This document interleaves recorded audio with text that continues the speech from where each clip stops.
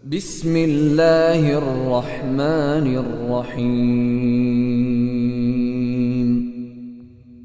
Көптеген мұсылман елдерінде қазір болып жатыр ол. Египетте, Мысыр елінде, Сауд Арабиясында, біздің көрші елдерде, Өзбекстан, Қырғызстан, Тәжікстан елдерінде, Ресейдегі мұсылмандарда, сонымен қоса біздің елде де өкінішке орай сондай шешім қабылдауға тура келді.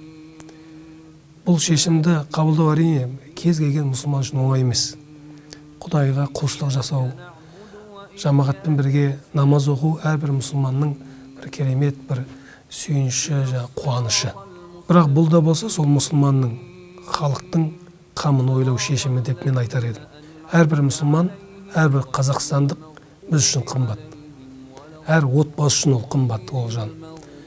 Әркімнің әкесі, анасы, баласы, олардың амандығы біз үшін қымбат.